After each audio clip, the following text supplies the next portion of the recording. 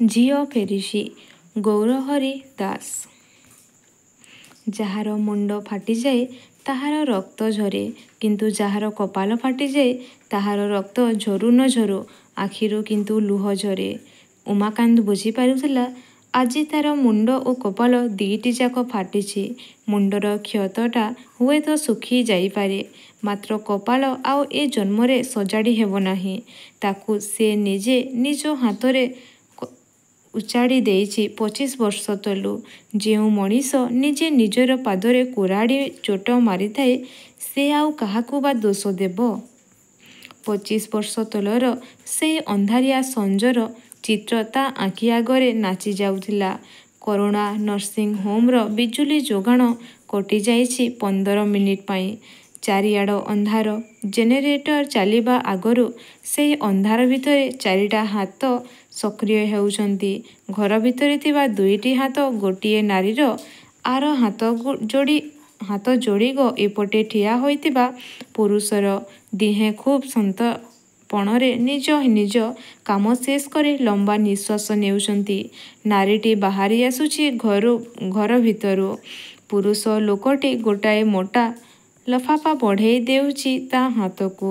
ଆଲୁଅ ଆସିବା ବେଳକୁ ପୃଥୁଳା ନାରୀଟି ମୁରୁକି ହସି କହୁଛି, ଏବେ ଯାଆନ୍ତୁ, ମିଠେଇ ବାଣ୍ଟିବେ। ଉମାକାନ୍ତ ନିଜର ହାତ ଯୋଡ଼ିକୁ ଅନେଇଲା। ତାର ସଫା ହାତରେ ରକ୍ତଦାଗ ଆସିଲା କେଉଁଠୁ? ଇଏ କ'ଣ ସେଇ ରକ୍ତ ଯାହା 25 ବର୍ଷ ହେଲା ତାର ଯୋଡ଼ାକ ହାତରେ ଲାଗିକି ରହିଛି? ନା ନା, ସେଇଟା କେମିତି ସମ୍ଭବ ହେବ? ସିଏ ଯେ ପ୍ରତିଦିନ 5 ଥର ଦାମୀ ତରଳ ସାବୁନରେ ହାତ ଧୁଏ। ଧଳା ତଉଲିଆରେ ଓଦା ହାତକୁ ପୋଛେ। ତା ହାତରେ ରକ୍ତର ଚିହ୍ନ ରହିବ କେମିତି? ତା ଛଡ଼ା ସିଏ ତ କେବେ କାହାରିକୁ ହତ୍ୟା କରିନାହିଁ। ହୁଁ, ତୁ ହତ୍ୟା କରିଛୁ। କିଏ ଯେମିତି ଉମାକାନ୍ତ ଭିତରୁ ଚିତ୍କାର କରି ଉଠିଲା। ହାଡ଼ ମାଂସର ପ୍ରାଣକୁ ହତ୍ୟା କଲେ ସେ ରକ୍ତର ଦାଗ ଦିନକରେ ଛାଡ଼ିଯାଏ, ମାତ୍ର ବିଶ୍ୱାସକୁ ହତ୍ୟା କରିବାର ଦାଗ ମାସ, ବର୍ଷ ଓ ଯୁଗ ବିତିଯିବା ସତ୍ତ୍ୱେ ଛାଡ଼େ ନାହିଁ। ଉମାକାନ୍ତ ଅନ୍ଧାର ଭିତରେ ପୁଣି ତା ହାତକୁ ଚାହିଁଲା ଓ ଚମକି ପଡ଼ିଲା। ସତରେ ଏ ରକ୍ତଦାଗ ଏମିତି ତାଜା ଦିଶୁଛି କେମିତି? ସେ ଚାଲିବା ବନ୍ଦ କରି ଗୋଟାଏ ଗଛ ତଳେ ଠିଆ ହେଲା। ଗତକାଲିରୁ ମୁଣ୍ଡରେ ବ୍ୟାଣ୍ଡେଜ୍ ବନ୍ଧା ହୋଇଛି। ଡାକ୍ତର କହିଛନ୍ତି 7 ଦିନ ଏ ବ୍ୟାଣ୍ଡେଜ୍ ରହିବ। ସେଇ ବ୍ୟାଣ୍ଡେଜ୍କୁ ଛିଣ୍ଡେଇ ଦେଇଛି ସେ ଉତ୍ତେଜନାରେ। ସେଇଠୁ ରକ୍ତ ଝରୁଛି। ଗତକାଲି ଡାକ୍ତର ମିଶ୍ରେ ପଚାରିଥିଲେ ଏମିତି କେମିତି ହେଲା? ଉମାକାନ୍ତ କ'ଣ କହିବ ବୁଝିପାରି ନ ଥିଲା। ସେ ଇଆଡ଼େ ସିଆଡ଼େ ଚାହିଁଥିଲା। ଡାକ୍ତରଙ୍କ ଚ୍ୟାମ୍ବର କାନ୍ଥରେ ମଣିଷ ଦେହ ଭିତର ଚିତ୍ର ସବୁ ଟଙ୍କା ଯାଇଥିଲା। ସେଥିରୁ ଗୋଟିକରେ ଥିଲା ମେରୁ ହାଡ଼ ସହ ଖଞ୍ଜା ହୋଇଥିବା କଙ୍ଗାଳର ଫଟୋ। ସେ ସିଆଡ଼କୁ ଚାହିଁଥିଲା। ଡାକ୍ତର ମିଶ୍ର ମନ୍ତବ୍ୟ ଦେଇଥିଲେ ରକ୍ଷା ହୋଇଛି।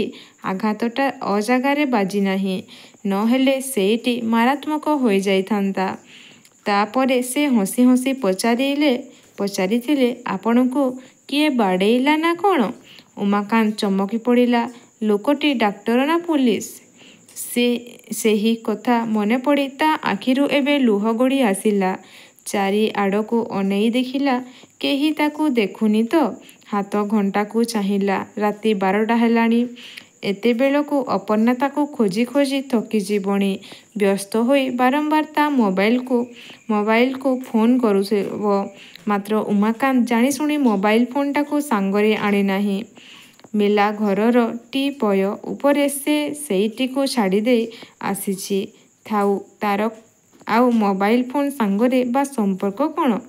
ତାର ପୁଣି 25 ବର୍ଷ ତଳର ସେଇ ସଞ୍ଜ କଥା ମନେପଡ଼ିଲା। ବାସ୍ତବରେ ସେ ଦିନର ସେଇ ଘଟଣାଟିକୁ ସେ କୌଣସି ଦିନ ଭୁଲି ପାରୁନାହିଁ। ସେଦିନ କିନ୍ତୁ ଭାବିଥିଲା ସମୟକ୍ରମେ ସବୁକଥା ଭୁଲି ହୋଇଯିବ।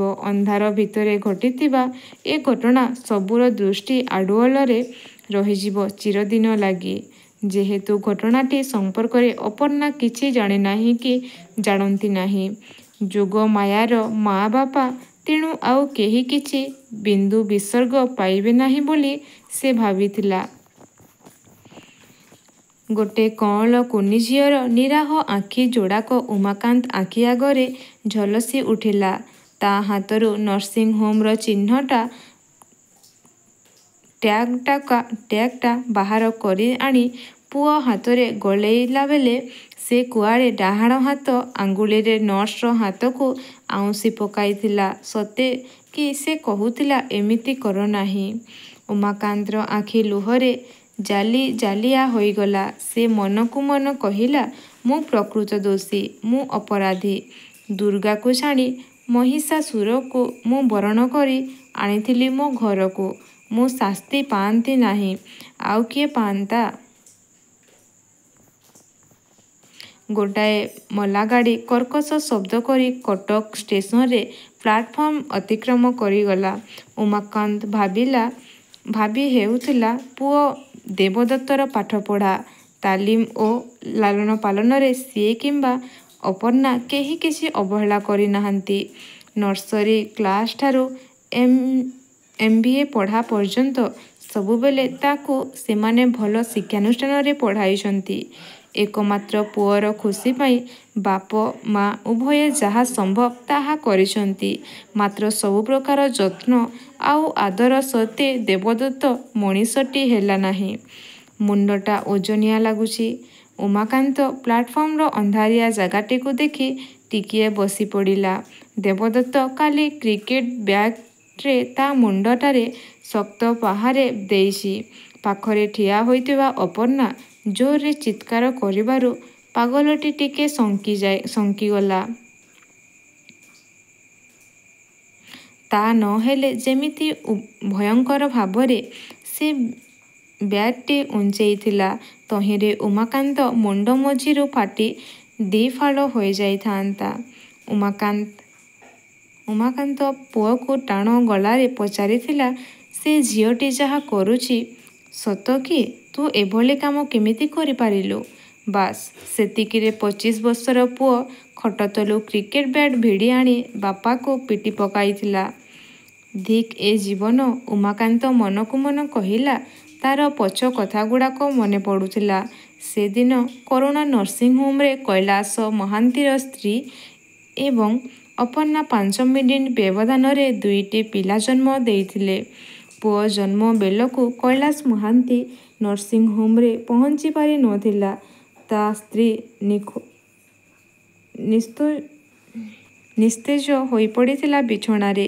ସେଇ ସୁଯୋଗ ନେଇ ବହୁଦିନୁ ଲାଲିତ ପାଲିତ ଲୋଭଟିକୁ ଉମାକାନ୍ତ ଚରିତାର୍ଥ କରିଥିଲା ନର୍ସର ସାହାଯ୍ୟରେ। କୈଳାସ ମହାନ୍ତିର ପୁଅଟିକୁ ବଦଲ କରିଆଣି ନିଜର ଝିଅଟିକୁ ସେହି ଜାଗାରେ ରଖାଇଦେବା ବ୍ୟବସ୍ଥା ସେ କରିଥିଲା। ବୁଦ୍ଧିମତୀ ନର୍ସ ଜଣକ ତାକୁ ଉତ୍ସାହିତ କରିବା ଲାଗି କହିଥିଲା, ପୁଅଟା କାର୍ତ୍ତିକେୟ ପରି ସୁନ୍ଦର ହୋଇଛି। ଯେତେ ଯାହା ଯିଏ କହୁ, ପୁଅ ପୁଅ, ଝିଅ ଝିଅ। ଶାଶୁଘରକୁ ଯିବାକ୍ଷଣି ଝିଅ ଗଲା ଯେ ଗଲା। ନର୍ସର କଥା ଶୁଣି ଉମାକାନ୍ତ ବଳବନ୍ତରାୟ ଚମକି ପଡ଼ିଥିଲା। ଆଗରୁ ତାକୁ ଡାକ୍ତର କହିଥିଲେ, ଅପର୍ଣ୍ଣା ଦ୍ୱିତୀୟ ଗର୍ଭଧାରଣ କରିପାରିବେ ନାହିଁ। ପ୍ରଥମ ପିଲାଟା ସୁସ୍ଥ ସବଳ ଭାବେ ଜନ୍ମ ହେଉ, ସେଇଟା ଆପଣଙ୍କ ପ୍ରତି ଈଶ୍ୱରଙ୍କ ଆଶୀର୍ବାଦ ହେବ। ଗୋଟାଏ ମୁହୂର୍ତ୍ତର ଆଶଙ୍କା ତା ବିବେକକୁ ଦୋହଲାଇ ଦେଇଥିଲା। ପୁଅଟିଏ କୋଳକୁ ନ ଆସିଲେ ତାର ଏଡ଼େ ବଡ଼ ବ୍ୟବସାୟ ଧୂଳିସାତ୍ ହୋଇଯିବ। କିଏ ତା ବଂଶରେ ରହିବ ତାର ଶ୍ରାଦ୍ଧ ଦେବା ପାଇଁ? କିଏ ତା ଅନ୍ତେ ବା ପରିବାରର ନାଁ ରଖିବ? ତା ପାଇଁ କ'ଣ ବଳବନ୍ତରାୟ ବଂଶର ନାଁ ବୁଡ଼ିଯିବ? ନର୍ସ ଜଣକ ଉମାକାନ୍ତର ମନକଥାକୁ ପଢ଼ିପାରିଲା ପରି କହିଥିଲା, ଚିନ୍ତା କରନ୍ତୁ ନାହିଁ। ମୁଁ ଆପଣଙ୍କ ମନର କଥା ବୁଝି କାମରେ ଲଗେଇ ଦେଇଛି। ଏବେ ମୋ କଥା ଆପଣ ବୁଝିବେ। ଉମାକାନ୍ତ ଯନ୍ତ୍ରଟେ ପରି ପକେଟରୁ ଲଫାପାଟି ବାହାର କରି ନର୍ସ ହାତକୁ ବଢ଼ାଇ ଦେଇଥିଲା। ସାଙ୍ଗେ ସାଙ୍ଗେ ଉମାକାନ୍ତଙ୍କର ପୁଅ ହୋଇଛି କଥା ନର୍ସିଂ ହୋମ ସାରା ପ୍ରଚାର ହୋଇଯାଇଥିଲା। ସିଜେରିଆନ ଅପରେସନ ହୋଇଥିବା ଯୋଗୁଁ ଉଭୟ ମା ଓ ଛୁଆ 7 ଦିନ ଲେଖାଏଁ ନର୍ସିଂ ହୋମରେ ରହିଥିଲେ। ଅଷ୍ଟମ ଦିନ ଉମାକାନ୍ତ ତା ସ୍ତ୍ରୀକୁ ଆଣିବା ଲାଗି ଗଲାବେଳକୁ ତା ଝିଅକୁ ନିଜର ଝିଅ ଭାବେ ଗ୍ରହଣ କରି କୈଳାସ ମହାନ୍ତି ଘରକୁ ଯାଉଥିଲା। ସେ ଦୃଶ୍ୟ ଦେଖି ଉମାକାନ୍ତ ଖୁବ୍ ଆଶ୍ୱସ୍ତ ହୋଇଥିଲା। ପିଲା ଅଦଲ ବଦଲ କଥାଟା ଯେ କେହି ସନ୍ଦେହ କରିନାହାନ୍ତି, ଏପରିକି କୈଳାସ ମହାନ୍ତିର ପତ୍ନୀ ସୁଦ୍ଧା ନୁହେଁ। ସେଇଟା ଥିଲା ତା'ର ଆଶ୍ୱସ୍ତିର କାରଣ। ଏ କଥା କେହି ଜାଣନ୍ତି ନାହିଁ। ଏ ଷଡ଼ଯନ୍ତ୍ରକୁ କେବଳ 4 ଜଣ ଦେଖିଥିଲେ। ତାଙ୍କ ଭିତରୁ ଯୋଡ଼ାଏ ଥିଲେ ସଦ୍ୟଜାତ ଶିଶୁ, ଯେଉଁମାନଙ୍କ ପାଖରେ କହିବାର ଶକ୍ତି ନଥିଲା। ଆଉ 2 ଜଣ ହେଲେ ନର୍ସ, ରାଧାରାଣୀ ଏବଂ ନିଜେ ଉମାକାନ୍ତ। ଉମାକାନ୍ତ ଖବର ରଖିଛି, ରାଧାରାଣୀ 5 ବର୍ଷ ତଳୁ ଆଖି ବୁଜି ସାରିଲାଣି। ଏବେ ଏ ଘଟଣାର ଏକମାତ୍ର ସାକ୍ଷୀ କହିଲେ ସିଏ ନିଜେ। ଉମାକାନ୍ତ ସେଦିନ ଘରକୁ ଫେରିବା ବାଟରେ କୈଳାସ ମହାନ୍ତିର ଝିଅ ଓ ନିଜର ପୁଅ ସମ୍ପର୍କରେ ଦି'ସେଟ୍ ଭବିଷ୍ୟତ କଳ୍ପନା କରିଥିଲା। ବ୍ଲକ ଅଫିସ ଚାକିରିଆ କୈଳାସ ମହାନ୍ତିର ଝିଅ ସରକାରୀ ସ୍କୁଲରେ ପଢ଼ିବ। କଷ୍ଟେମଷ୍ଟେ ମ୍ୟାଟ୍ରିକ୍ ପାସ୍ କରି କୌଣସି ସରକାରୀ କଲେଜରେ BA କରିବ ଏବଂ ତା'ପରେ ହୁଏତ B.Ed ସାରି ମାଷ୍ଟରାଣୀ ହେବ। ଝିଅଟି ବଡ଼ ହେଲା ପରେ କୈଳାସ ମହାନ୍ତିଙ୍କ ନିଜ ପରି ଗୋଟେ କନିଷ୍ଠ ଅଫିସର କି କିରାଣୀ ଦେଖି ତା' ହାତରେ ଝିଅକୁ ଛନ୍ଦି ଦେବ। ସେଇଠି ସେ ଝିଅର ଭବିଷ୍ୟତ ସରିଯିବ। ମାତ୍ର ଉମାକାନ୍ତର ପୁଅ ଜୀବନସାରା ଉପରକୁ ଉଠୁଥିବ। ସେ ଉଠଣାର ଶେଷ ନାହିଁ। ବଳବନ୍ତରାୟ କନଷ୍ଟ୍ରକ୍ସନ ଓ ବଳବନ୍ତରାୟ ଅଟୋମୋବାଇଲ୍ସ କମ୍ପାନୀ ସାଙ୍ଗରେ ଯୋଡ଼ା ହେବ। ଆଉ ପୁଞ୍ଜାଏ କମ୍ପାନୀର ନାଁ। ତା' ପୁଅକୁ ସେ ଆମେରିକା କୌଣସି ବିଜନେସ୍ ସ୍କୁଲକୁ ପାଠ ପଢ଼ିବା ଲାଗି ପଠାଇବ। ସେଇଠୁ ଫେରିବା ବେଳେ ତା' ବାହାଘର କରାଇବ ଓଡ଼ିଶାର କୌଣସି କ୍ଷମତାସୀନ ଓ ପ୍ରଭାବଶାଳୀ ରାଜନେତାଙ୍କ ଝିଅ ସାଙ୍ଗରେ। ପଲିଟିକ୍ସ ଓ ବିଜନେସ୍ ଦି'ଟିର ବାହାଘର ନ ହେଲେ ବ୍ୟବସାୟ ସାମ୍ରାଜ୍ୟ ନିର୍ମାଣ ସହଜ ନୁହେଁ। ଉମାକାନ୍ତ ତା' ପୁଅର ବାହାଘର ସ୍ଥିର କରିଥିଲା। ଶାସକ ଦଳର ବିଧାୟକ ଦିବ୍ୟସିଂହ ମତଗଜରାୟଙ୍କର ଗୋଟାଏ ଝିଅ। ସିଏ ମଧ୍ୟ MBA ପଢ଼ିଛି। ପ୍ରାରମ୍ଭିକ କଥାବାର୍ତ୍ତା ସରିଥିଲା। ପ୍ରସ୍ତାବ ପଡ଼ିବା ଦିନରୁ ସେ ନିଜେ ଏ କଥା ପୁଅକୁ ଜଣାଇଥିଲା। ଝିଅ ପକ୍ଷ ମଧ୍ୟ ଆସି ଦେବଦତ୍ତଙ୍କୁ ଦେଖି ଯାଇଥିଲେ। ଦେବଦତ୍ତ ଓ ଅପର୍ଣ୍ଣା ଯାଇ ଝିଅକୁ ମୁଦି ପିନ୍ଧାଇ ଦେଇ ଆସିଥିଲେ। ଅଥଚ ତା' ପିଠି ପଛରେ ଦେବଦତ୍ତ ଏମିତି ଗୋଟାଏ କାଣ୍ଡ କରି ବସିଥିବ ବୋଲି ସିଏ କିପରି ଜାଣନ୍ତା? କେବେ ଘଡ଼ିଏ ବାପା ପାଖରେ ବସି ଦେବଦତ୍ତ ତ କିଛି କହେ ନାହିଁ। ଯେତେବେଳେ ପାଖକୁ ଆସେ ସେ ଗୋଟାଏ କଥା, ଟଙ୍କା ଦିଅ। କ୍ରେଡ଼ିଟ୍ କାର୍ଡ଼ ପାଇବା ଦିନୁ ସେତକ ପାଇଁ ଆଉ ତାକୁ ଆସିବାକୁ ପଡ଼ୁନାହିଁ। ତା' ପାଖେ ସମୟ ନାହିଁ ଯେ ସେ ବାପ ସହ କଥା ହେବ, ବାପକୁ ଜଣାଇବ ତା' ନିଜର ଖବର। କୈଳାସ ମହାନ୍ତିର ଝିଅ ବି ଜଣାଏନି ତା' ଖବର କିଛି ଉମାକାନ୍ତକୁ। ମାତ୍ର ସେ ଖବର ସବୁ ଟିକିନିକି ଭାବେ ଉମାକାନ୍ତ ପାଖରେ ପହଞ୍ଚିଯାଏ, ସେ ଚାହୁ କି ନ ଚାହୁ। ଝିଅର ଜନ୍ମ ପରେ କୈଳାସ ମହାନ୍ତିର ବଦଳି ହୋଇଯାଇଥିଲା ବାରିପଦା। ଖବରଟା ପାଇବା ପରେ ଉମାକାନ୍ତ ଖୁବ୍ ଶାନ୍ତିରେ ନିଃଶ୍ୱାସ ମାରିଥିଲା। ସବୁଦିନ ଲାଗି ତା' ମୁଣ୍ଡ ଉପରୁ ଅବା ଚିନ୍ତାଏ ଚାଲି ଯାଇଥିଲା। ମାତ୍ର 14 ବର୍ଷ ପରେ ରାମଚନ୍ଦ୍ର ବଣରୁ ଫେରିବା ପରି ପୁଣି କୈଳାସ ମହାନ୍ତି ଫେରି ଆସିଲା। 2002 ମସିହା ଏପ୍ରିଲ ମାସ ସନ୍ଧ୍ୟାବେଳେ ଟେଲିଭିଜନଟାଏ ଖୋଲି ଉମାକାନ୍ତ ଡ୍ରଇଂ ରୁମରେ ବସିଥିଲା। ସେତିକିବେଳେ କୈଳାସ ମହାନ୍ତିର ଫଟୋଟା ଟେଲିଭିଜନ ପରଦା ଉପରେ ଭାସି ଉଠିଲା। ଉମାକାନ୍ତ ହଠାତ୍ ଚମକି ପଡ଼ିଥିଲା। ମାତ୍ର ତାହାର ଚମକିବା ଅଧିକ ସମୟ ରହି ନଥିଲା।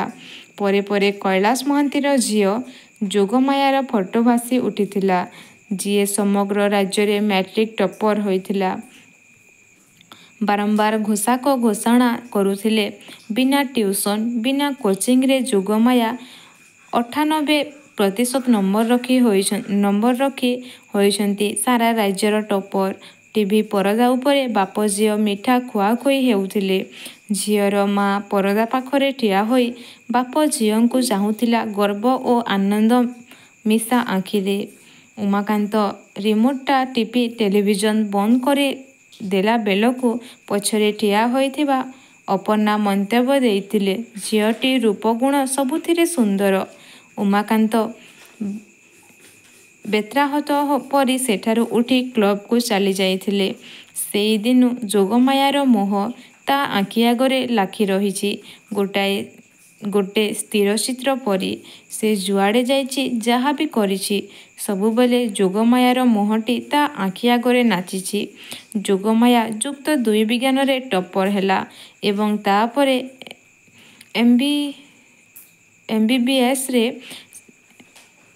ଶେଷକୁ ସେ all India institute of medical ସାଇନ୍ସେସରେ ପରୀକ୍ଷାରେ ଟପର ହୋଇ ଦିଲ୍ଲୀରେ PG କଲା ଏବଂ 6 ମାସର କମନୱେଲ୍ଥ ଟ୍ରେନିଂ ଲାଗି ଯୋଗମାୟା ଯାଉଛି ଲଣ୍ଡନ।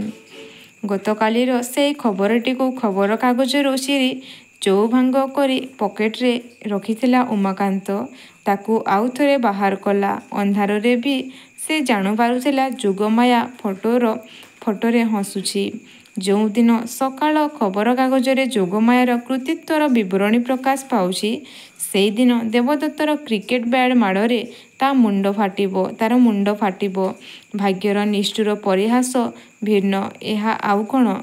ଉମାକାନ୍ତ ଯୋଗମାୟାର ଫଟୋ ଥିବା କାଗଜ ଖଣ୍ଡିକ ନେଇ ବତୀଖୁଣ୍ଟ ପାଖକୁ ଗଲା। ଡାକ୍ତରମାନେ କହନ୍ତି, ମଣିଷର ଆଖି ଯୋଡ଼ିକ ଜନ୍ମବେଳେ ଯେତିକି ବଡ଼ ଥାଏ, ମଲାବେଳକୁ ବି ସେତିକି ବଡ଼ ଥାଏ। ଅନ୍ୟ ସବୁ ଅଙ୍ଗପ୍ରତ୍ୟଙ୍ଗ ବୃଦ୍ଧି ହୁଏ, ମାତ୍ର ଆଖିର ନୁହେଁ। ଏଇ ଆଖି ଯୋଡ଼ିକକୁ ସେଦିନ ସେ ନର୍ସିଂହୋମରେ ଦେଖିଥିଲା।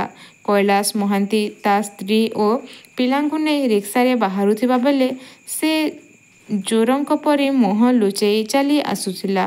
ସେତିକିବେଳେ ଯୋଗମାୟାର ଆଖି ଯୋଡ଼ିକ ଉପରେ ତାହାର ନଜର ପଡ଼ିଗଲା। ଉମାକାନ୍ତ ବତୀଖୁଣ୍ଟ ପାଖରେ ବସି ଭୋ ଭୋ କାନ୍ଦିବାକୁ ଲାଗିଲା। ଏଇ ମୁହୂର୍ତ୍ତରେ ନିଜର କ୍ଷମତା, ସମ୍ପତ୍ତି, ବୁଦ୍ଧି ଏବଂ ବିଦ୍ୟା ସବୁକିଛି ନିରର୍ଥକ ମନେ ହେଉଥିଲା। ସେ ମନକୁ ମନ କହିଲା, ଏଭଳି ଜୀବନ ରଖି ଲାଭ ନାହିଁ। ଏଣିକି ସେ ବଞ୍ଚି ରହିଲେ ବି ପ୍ରତିଦିନ ମରିବ। ଆଉ ମରିବା ପାଇଁ ବଞ୍ଚି ରହିବାରେ କି ପୌରୁଷ! ନିଜେ ଘରେ ଦେବଦତ୍ତ ହାତରୁ ମାଡ଼ ଖାଇଲା। ଯେଉଁ ଜାଗାରେ ତା ବାହାଘର ନିର୍ବନ୍ଧ କରିବାକୁ ସେ ଚାହୁଁଛି, ସେଠି ସେ ବାହାଘର କରିପାରିବ ନାହିଁ। ଭିତରେ ଭିତରେ ଯୋଗମାୟାର ଅଭିଶାପ ତାକୁ ଖାଇ ଯାଉଥାଏ। ଏଭଳି ବଞ୍ଚିବା ଅପେକ୍ଷା ରେଳ ଇଞ୍ଜିନ ଆଗରେ ମୁଣ୍ଡ ପତେଇ ମରିଯିବା ଭଲ। ପୁଣି ଗୋଟାଏ ଟ୍ରେନ କଟକ ଷ୍ଟେସନ ଅତିକ୍ରମ କରି ଚାଲିଗଲା। ଉମାକାନ୍ତ ବତୀଖୁଣ୍ଟ ପାଖରୁ ଉଠିପଡ଼ି ମହାନଦୀ ଦିଗରେ ଚାଲିବାକୁ ଲାଗିଲା। ଦେବଦତ୍ତର ବାହାଘର କଥା ସ୍ଥିର ହେଲା ପଅରିଦିନ ରବିବାର। ଗତକାଲି ସକାଳେ 9:30ଟାରେ ଉମାକାନ୍ତ ଯାଇ ତା ଅଫିସରେ ପହଞ୍ଚିଥିଲା। 10ଟା ପାଖାପାଖି ହେବ। ଝିଅଟିଏ ତାକୁ ଭେଟିବାକୁ ଆସିଲା। ପ୍ରଥମେ ଉମାକାନ୍ତ ଭାବିଥିଲା ଗାଡ଼ି କିଣିବା ଲାଗି ଆସିଥିବା ଗ୍ରାହକଟିଏ ହୋଇଥିବ। ସମୟେ କିଛି ପରିଚିତ ଲୋକ ନ ହେଲେ ବଡ଼ବଡ଼ିଆ ଅଧିକା ରିହାତି ପାଇଁ ତା ପାଖକୁ ଆସନ୍ତି। ଉମାକାନ୍ତ ଭାବିଥିଲା ଝିଅଟି ବୋଧହୁଏ ସେମିତି କୌଣସି ଗ୍ରାହକ ହୋଇଥିବ। ସେ ଝିଅଟିକୁ ବସିବା ଲାଗି ଚୌକି ଦେଖାଇ ଦେଇଥିଲା। ମାତ୍ର ଝିଅଟି ଚୌକିରେ ନ ବସି ତା ପାଖକୁ ଆସିଥିଲା ଓ ତାର ପାଦ ଛୁଇଁ ପ୍ରଣାମ କରିଥିଲା। ଉମାକାନ୍ତ ଟିକେ ଆଶ୍ଚର୍ଯ୍ୟ ହୋଇଥିଲା। କୌଣସି ଗ୍ରାହକ ଏମିତି ପ୍ରଣାମ କରନ୍ତି ନାହିଁ। ଇଏ ତାହେଲେ କ'ଣ ତାର କୌଣସି ସାଙ୍ଗର ଝିଅ? ସେ ପଚାରିଥିଲା, ମା, ମୁଁ ଚିହ୍ନି ପାରୁନାହିଁ, ଟିକେ ପରିଚୟ ଦେଲ। ଝିଅଟି ସିଧା ସିଧା ପଚାରିଥିଲା, ଆପଣ ଦେବଦତ୍ତଙ୍କ ବାହାଘର ଦିବ୍ୟସିଂହ ମତଗଜରାୟଙ୍କ ଝିଅ ସହ କରିବାକୁ ସ୍ଥିର କରିଛନ୍ତି? ଉମାକାନ୍ତ ଆଶ୍ଚର୍ଯ୍ୟ ହୋଇଗଲା। ଏ ଖବରଟା ସେ ତା ନିଜର ସମ୍ପର୍କୀୟମାନଙ୍କ ଭିତରେ କେବଳ ସୀମିତ ରଖିଥିଲା। ଅନ୍ୟ କାହାରିକୁ କହି ନଥିଲା। ସବୁ କଥା ସ୍ଥିର ହେଲା ପରେ ସେ ଅନ୍ୟମାନଙ୍କୁ ଖବର ଦେବ। ଧୁମ୍ଧାମରେ ନିର୍ବନ୍ଧ ସାରିବା ପରେ ହୋଟେଲରେ ମୁଦି ଦିଆନିଆ ଭୋଜି ଆୟୋଜନ କରାଇବ। ମାତ୍ର ଏ ଝିଅଟି କେମିତି ସେ କଥା ଆଗରୁ ଜାଣିପାରିଲା? ସେ ଉତ୍ତର ଦେଲା, ହଁ, ମାତ୍ର ତୁମେ କେମିତି ଜାଣିଲ? ତମେ କ'ଣ ଦିବ୍ୟସିଂହ ବାବୁଙ୍କ ଝିଅର ସାଙ୍ଗ? ଝିଅଟି ଟିକିଏ ଏପଟ ସେପଟ ଚାହିଁଥିଲା। କୋଠରୀ ଭିତରେ ସେ ଦି'ଜଣଙ୍କ ଭିନ୍ନ ଆଉ କେହି ନଥିଲେ। ତାପରେ ଆଖି ତଳକୁ କରି ଯାହା କହିଥିଲା, ତହିଁରେ ଉମାକାନ୍ତର ସହାନୁଭୂତି ହଜିଯାଇଥିଲା। ସେ କହିଥିଲା, ମୋ ନାଁ ତନୁଶ୍ରୀ।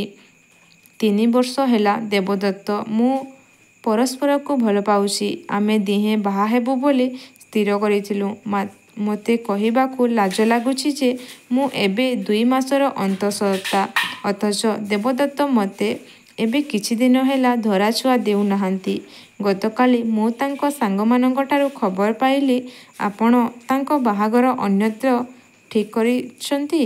ଆପଣ ମୋତେ ନ୍ୟାୟ ଦେବେ ଏଇ ଆଶାରେ ମୁଁ ଆସିଛି। ଉମାକାନ୍ତର ମୁହଁ ଶୁଖିଯାଇଥିଲା ଓ ମୁଣ୍ଡ ଘୂରିବାକୁ ଆରମ୍ଭ କରିଥିଲା। ସେ ନିଜ କାନକୁ ସୁଦ୍ଧା ବିଶ୍ୱାସ କରିପାରିନଥିଲା। ବିକଳରେ ଟେବୁଲ ଉପରୁ ପାଣି ଗିଲାସ ଉଠାଇ ସବୁତକ ପାଣି ଏଥରକେ ଢକ ଢକ କରି ପିଇ ଦେଇଥିଲା। ତନୁଶ୍ରୀ ତା'ର ଭ୍ୟାନିଟି ବ୍ୟାଗରୁ କିଛି ଫଟୋ ବାହାର କରି ଉମାକାନ୍ତ ହାତକୁ ବଢ଼ାଇ ଦେଇଥିଲା। ସେଗୁଡ଼ାକ ସବୁ ଦେବଦତ୍ତ ଓ ତନୁଶ୍ରୀର ଯୁଗ୍ମ ଫଟୋ ଥିଲା। ତନୁଶ୍ରୀ କହିଥିଲା, ମୋ ବାପାଙ୍କୁ ଆପଣ ଜାଣିଥିବେ, ପୁଲିସ ଆଇ.ଜି. ଆର୍.କେ. ସିଂ। ତାଙ୍କୁ ମୁଁ କିଛି କହିନାହିଁ। ମାତ୍ର ମୋ ମା' ସବୁ ଜାଣିସାରିଲେଣି। ମୋତେ ଆପଣ ନିଶ୍ଚୟ ନ୍ୟାୟ ଦେବେ ଅଙ୍କଲ। ସେ ଯିବାକୁ ଉଠିଥିଲା। ଉମାକାନ୍ତ ଚୌକିରୁ ଉଠି ଠିଆ ହୋଇପଡ଼ିଥିଲା। ହାତଯୋଡ଼ି କହିଥିଲା, ମା' ଗୋଟେ କଥା ଶୁଣ। ଦେବଦତ୍ତର ବାହାଘର ମୁଁ ପ୍ରାୟ ସ୍ଥିର କରିସାରିଛି। ମୋର ଇଜ୍ଜତ କଥା ଟିକେ ଚିନ୍ତା କର। ଉମାକାନ୍ତର ଉତ୍ତର ଶୁଣି ଟିକିଏ ଆଗରୁ ଅସହାୟ ଦିଶୁଥିବା ତନୁଶ୍ରୀର ମୁହଁ କଠୋର ହୋଇଯାଇଥିଲା। ସେ କହିଥିଲା, ଆପଣ ନିଜର ଇଜ୍ଜତ ଲାଗି ଖୁବ୍ ଚିନ୍ତିତ, କିନ୍ତୁ ମୋର କ'ଣ କୌଣସି ଇଜ୍ଜତ ନାହିଁ? ଆପଣ 2 ଦିନ ଭିତରେ ଆପଣଙ୍କ ନିଷ୍ପତ୍ତି ମୋତେ ଶୁଣାନ୍ତୁ, ନହେଲେ ମୁଁ କମିଶନ ଓ କୋର୍ଟର ଆଶ୍ରୟ ନେବାକୁ ବାଧ୍ୟ ହେବି। ଦେବଦତ୍ତ ଭଳି ଗୋଟେ ଲୋଫରକୁ ସିଧା କରିବା ଲାଗି ମୁଁ ମିଡ଼ିଆ ଆଗରେ ବଦନାମ ହେବାକୁ ସୁଦ୍ଧା ଡରିବି ନାହିଁ। ତନୁଶ୍ରୀ ଚାଲିଯାଇଥିଲା। ସେ ଗଲାପରେ ଉମାକାନ୍ତକୁ ଲାଗିଥିଲା ତା'ର ବାତାନୁକୂଳିତ କୋଠରୀଟାରେ ଝାଞ୍ଜି ବହୁଛି। ସେ ଚୌକି ଉପରେ ଦେହ ଅଜାଡ଼ି 10 ମିନିଟ୍ କାଳ ଗୁମ୍ ହୋଇ ବସିଥିଲା। ଉମାକାନ୍ତ ସେଇ କଥାଟି କେବଳ ତା' ପୁଅକୁ ପଚାରିଥିଲା। ସେ ଝିଅ ଯାହା କହୁଛି ସତ ନା ମିଛ? ସେ କଦାପି ଆଶା କରିନଥିଲା ଯେ ତା'ରି ପୁଅ ଦିନେ ତାକୁ ଏମିତି ମଝି ରାସ୍ତାଟାରେ ଲଙ୍ଗଳା କରି ଛିଡ଼ା କରେଇବ। ପ୍ରସ୍ତାବ ପକାଇବା ଆଗରୁ ସେ ବାରମ୍ବାର ଅପର୍ଣ୍ଣା ଓ ଦେବଦତ୍ତଙ୍କୁ ବସେଇ ଏକଥା ପଚାରିଥିଲା। ମାତ୍ର ତାକୁ ଆଗେଇବା ଲାଗି କହିଲା ପରେ ହିଁ ସେ ଦେବଦତ୍ତଙ୍କ ସାଙ୍ଗେ ପ୍ରସ୍ତାବ ବଢ଼ାଇଥିଲା। ଏବେ ସେ ପ୍ରସ୍ତାବ ଭାଙ୍ଗିଗଲେ ଦିବ୍ୟସିଂହ ବାବୁ ଅପମାନିତ ହେବେ। ସେ ଶାସକ ଦଳର ନାମୀ ବିଧାୟକ। ତାଙ୍କ ଝିଅ ସାଙ୍ଗେ ପ୍ରସ୍ତାବ ଭାଙ୍ଗିବା କଥାକୁ ସେ ଆଦୌ ସହଜ ଭାବରେ ନେବେ ନାହିଁ। ତାଙ୍କ ଜାଗାରେ ଉମାକାନ୍ତ ଥିଲେ ମଧ୍ୟ ଏପରି ଘଟଣାକୁ ସହଜରେ ନେଇ ନଥାନ୍ତା। ଏହାପରେ ଦିବ୍ୟସିଂହ ଦେବ ଯେଉଁ ଉଗ୍ରମୂର୍ତ୍ତି ଧାରଣ କରିବେ, ସେଥିରେ ଉମାକାନ୍ତର ବ୍ୟବସାୟ ପ୍ରଭାବିତ ହେବ। ତେବେ ତନୁଶ୍ରୀର ଧମକକୁ ଏଡ଼ାଇ ବାହାଘର ଆୟୋଜନରେ ଆଗେଇଲେ ନିଜର ଇଜ୍ଜତ ଘାଟରେ ଗଡ଼ିବ। ପୂର୍ବଦିନ ରାତିରେ ବୋଧହୁଏ ଗୁଡ଼ାଏ ମଦ ପିଇ ଫେରିଥିଲା ଦେବଦତ୍ତ। ଦିନ 11:30 ଯାଏ ତା'ର ନିଦ ଭାଙ୍ଗି ନଥିଲା। ଉମାକାନ୍ତ ତାକୁ ନିଦରୁ ଉଠାଇ ବଡ଼ ପାଟିରେ ପଚାରିଥିଲା। ସେତିକିରେ ଦେବଦତ୍ତ ଉଠିପଡ଼ି ଖଟ ତଳୁ କ୍ରିକେଟ ବ୍ୟାଟଟା ଘୋଷାରି ଆଣିଥିଲା ଏବଂ କଷି ଦେଇଥିଲା ପାହାର ପରେ ପାହାର ଉମାକାନ୍ତର କପାଳ ଉପରେ। ଉମାକାନ୍ତ ମରିଗଲି କହି ମୁଣ୍ଡଟାକୁ ଧରି ବସି ପଡ଼ିଥିଲା। ଅପର୍ଣ୍ଣା ଦୌଡ଼ିଯାଇ ବରଫ ଆଣୁଥିବା ଫ୍ରିଜରୁ ସେଇ ସୁଯୋଗରୁ ଘରୁ ପଳାଇଥିଲା ଦେବଦତ୍ତ।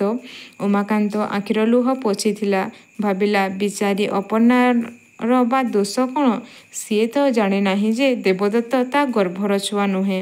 ସେ ଦୃଷ୍ଟିରୁ ଉମାକାନ୍ତ ସବୁଠି ବେଶି ଦୋଷ କରିଛି ଅପର୍ଣ୍ଣା ପାଖରେ। ଯୋଗମାୟାଠାରୁ ଅଧିକ କଷ୍ଟ ପାଇବ ଅପର୍ଣ୍ଣା, ଯଦି ସେ କୌଣସି ଦିନ ଜାଣେ ଯେ ଦେବଦତ୍ତ ତା'ର ଜନ୍ମକଲା ପୁଅ ନୁହେଁ। ଯିଏ ଯେଉଁଠି ଅଛନ୍ତି ସେଇଠି ରୁହନ୍ତୁ। ସିଏ ହିଁ ଚାଲିଯିବ। ତା'ର ଏ ଦୁନିଆରେ ସ୍ଥାନ ନାହିଁ। ପୁଅଟିଏ ଲାଗି ସେ କାହିଁକି ଏତେ ବିକଳ ହେଉଥିଲା, ନିଜକୁ ନିଜେ ପଚାରୁଥିଲା ଉମାକାନ୍ତ। ଏଭଳି ପୁଅ ତା'ର କିଏ କୁଳରକ୍ଷା କରିବ? ଯେଉଁ ପୁଅ ବାପା ମା'ଙ୍କୁ ବଞ୍ଚିଥିବା ବେଳେ ଏଭଳି ତିଳ ତିଳ କରି ମାରିବା ବନ୍ଦୋବସ୍ତ କରେ, ମଲାପରେ ସେ କିଭଳି ବା ସେମାନଙ୍କୁ ବଞ୍ଚାଇ ରଖିବ? କାଲେ କାଲେ ଯୋଗମାୟାମାନେ କେତେ କେତେ ଆଶା ଭରସା ନେଇ ମା ଗର୍ଭକୁ ଆସନ୍ତି। ମାତ୍ର ପୁତ୍ରମୋହ ପାଇଁ ବାପାମାନେ ତାକୁ ବଢ଼େଇ ଦିଅନ୍ତି କଂସର ହାତକୁ। କଂସ ସେମାନଙ୍କୁ ମାରିପାରେ ନାହିଁ। ଯୋଗମାୟାମାନେ ବିଜୁଳି କନ୍ୟା ହୋଇ ତା ହାତରୁ ଖସି ଯାଆନ୍ତି।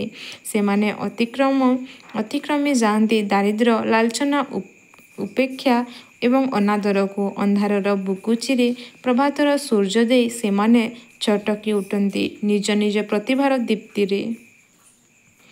ଉମାକାନ୍ତ ଶେଷଥର ଲାଗି ତାର ପ୍ରିୟ କଟକ ସହର ଉପରେ ଦୃଷ୍ଟି ବୁଲେଇ ଆଣିଲା। ରାତି ପାହିବା ପାହିବା ହେଲାଣି। ଆଉ ଡେରି କରି ଲାଭ ନାହିଁ। ଅନ୍ଧାର ଥାଉ ଥାଉ ସେ ମରିଯିବା ଦରକାର। ପ୍ଲାଟଫର୍ମ ପାଖରେ ସେ ଆଉ ଟିକେ ଦୂରକୁ ଚାଲିଗଲା। ଏଇଠି ତାକୁ କେହି ଦେଖିପାରିବେ ନାହିଁ। ସିଆଡ଼ୁ ନଈର ପୋଲ ପାର ହୋଇ ଟ୍ରେନ ଆସିବା କ୍ଷଣି ସେ ଚାଲିଯିବ ରେଳ ଧାରଣା ଉପରକୁ। ତାପରେ ତାର ସବୁ କଷ୍ଟ ସରିଯିବ। ଗୋଟାଏ ଉଜ୍ଜ୍ୱଳ ଆଲୁଅ ଦୋହଲି ଦୋହଲି ରେଳ ଧାରଣା ଉପରେ ପଡ଼ୁଥିଲା। ତା ସହିତ ଟ୍ରେନ ଇଞ୍ଜିନର ଶବ୍ଦ। ହଁ, ଟ୍ରେନଟିଏ ଆସୁଛି। ଉମାକାନ୍ତ ଘାସବୁଦା, ଅଳିଆ ଓ ପ୍ଲାଷ୍ଟିକ ବୋତଲଗୁଡ଼ାକ ଡେଇଁ ରେଳ ଧାରଣା ଆଗକୁ ଆଗେଇଲା। ହଠାତ୍ ତାର ପାଦଟା ଗୋଟାଏ ନରମ ବିଜୁଳାରେ ବାଜିଗଲା ଏବଂ ତାପରେ ସେ ଶୁଣିଲା ଗୋଟେ ସଦ୍ୟଜାତ ଛୁଆର ବିକଳ କୁଆଁ କୁଆଁ ଚିତ୍କାର। ଉମାକାନ୍ତ ଚମକି ପଡ଼ିଲା। ଏଭଳି ପରିସ୍ଥିତି ପାଇଁ ସେ ପ୍ରସ୍ତୁତ ନ ଥିଲା। ସେ ନଇଁ ପଡ଼ି ଦେଖିଲା ବେଳକୁ ଗୋଟାଏ ଶାଢ଼ିରେ ଗୁଡ଼ା ହୋଇ ଯାଇଛି ଛୁଆଟାଏ। ଉମାକାନ୍ତ ଆଗକୁ ଚାହିଁଲା। ରେଳ ଇଞ୍ଜିନ ଆଉ 200-300 ମିଟର ହାତ ଦୂରରେ। ସେ କ'ଣ ଛୁଆଟାକୁ ତଳେ ପକାଇ ଦେବ? ନା ଛୁଆଟି ସହ ଏମିତି ଛିଡ଼ା ହୋଇ ରହିବ ରେଳ ଧାରଣା ଉପରେ? କାହାର ଧକ୍କା ଖାଇବା ପରେ ସେ ପଛକୁ ଫେରି ଆସିଲା। ମାଲଗାଡ଼ିଟା କାନଫଟା ଚିତ୍କାର କରି ଉମାକାନ୍ତକୁ ଅତିକ୍ରମ କରିଗଲା। ଏବେ ଉମାକାନ୍ତ ଏବଂ ତା ଦୁଇ ହାତର ଆଲିଙ୍ଗନରେ ଗୋଟାଏ କୁନି ଝିଅ। କୋଉ ହତଭାଗିନୀ ମା କିମ୍ବା ତାରି ପରି ଅପରାଧୀ ବାପ ଫିଙ୍କି ଦେଇ ଯାଇଥିବା ଝିଅ, ସେ କଥା ଉମାକାନ୍ତ ଜାଣେ ନାହିଁ। ସେ କିଛି ଚିନ୍ତା କରି ପାରୁ ନ ଥିଲା। ତାପରେ ଗୋଟାଏ ଲୋକ, ଯିଏ ସବୁ ମାୟାମୋହ କଟେଇ ମରଣ ଆଗକୁ ମୁଣ୍ଡ ବଢ଼ାଇବା ଲାଗି ଯାଉଥିଲା, ତାକୁ ଈଶ୍ୱର କାହିଁକି ଏମିତି ପରୀକ୍ଷାରେ ପକାଇଲେ? ସେ ଆଉଥରେ ବତୀକୁଣ୍ଡ ପାଖକୁ ଲାଗି ଆସିଲା। ଆଲୁଅରେ ଦେଖିଲା ଗୋରା ତକ୍ ତକ୍ ଡାଉଲ ଡାଉଲ ଝିଅଟିଏ। ତାର ଆଖି ଯୋଡ଼ିକ ଅନେକ ବର୍ଷ ତଳେ ସେ ଦେଖିଥିବା ଯୋଗମାୟାର ଆଖି ପରି ବଡ଼ ବଡ଼ ଦିଶୁଥିଲା। ମହାନଦୀ ଆଡ଼ୁ ଦମକାଏ ଥଣ୍ଡା ପବନ ବହି ଆସି ଉମାକାନ୍ତକୁ ଗାଧୋଇ ଦେଲା। ଗୋଟାଏ ମୁହୂର୍ତ୍ତରେ ସେ ସ୍ଥିର କରିନେଲା, ଏଇ କୁନି ଝିଅଟି ତାର ପ୍ରଶ୍ନର ଉତ୍ତର ହୋଇ ଆସିଛି। 25 ବର୍ଷ ତଳର ଅପରାଧର ପ୍ରାୟଶ୍ଚିତ୍ତ କରିବା ଲାଗି ଜୀବନ ଆଉ ଗୋଟେ ଅବକାଶ ଦେଇଛି ତାକୁ। ଉମାକାନ୍ତ ପ୍ଲାଟଫର୍ମ ମୁହାଁ ଧାଇଁଲା। ତା ମୁଣ୍ଡର ଦରଜ ଆଉ ତାକୁ କଷ୍ଟ ଦେଉ ନ ଥିଲା। ପିଲାଟା ମୁହଁରେ ଟିକେ ଆହାର ଦେବା ଦରକାର। ପ୍ଲାଟଫର୍ମର ଟେଲିଫୋନ ବୁଥରୁ ଅପର୍ଣ୍ଣାର ମୋବାଇଲକୁ ଫୋନ ଲଗାଇଲା ଉମାକାନ୍ତ। ଉମାକାନ୍ତର ସ୍ୱର ଶୁଣୁ ଶୁଣୁ ଅପର୍ଣ୍ଣା ସେପଟେ କାନ୍ଦି ପକାଇଲା। କୁଆଡ଼େ ଅଛ ତୁମେ? ରାତିସାରା ମୁଁ ଅନିଶା କରିଛି। ସବୁ ଜାଗାକୁ ଫୋନ କରି ଥକିଗଲିଣି। ତୁମେ କେଉଁଠୁ କହୁଛ? ଉମାକାନ୍ତ ଧୀର ଗଳାରେ କହିଲା, ଶୁଣ, ଡ୍ରାଇଭରକୁ ଆସି ନ ଥିବ। ତୁମେ କାର ନେଇ ଏଇ କଟକ ଷ୍ଟେସନର ଏଇ ନମ୍ବର ପ୍ଲାଟଫର୍ମକୁ ଆସ। ବହୁତ କଥା କହିବାର ଅଛି ତମକୁ। ଫୋନରେ ସେ ସବୁ କହିପାରିବି ନାହିଁ। ଫୋନ ରଖିଦେଇ ସାରି ଉମାକାନ୍ତ କୁନି ଝିଅଟିକୁ ଚାହିଁଲା। ପିଲାଟିର କାନ୍ଦ ବନ୍ଦ ହୋଇଯାଇଥିଲା। ସେ ତାକୁ ତା ଛାତିରେ ଲଗେଇ ଧରି କହିଲା, ଟିକିଏ ଅପେକ୍ଷା କର, ତୋ ମା ଆସୁଛି।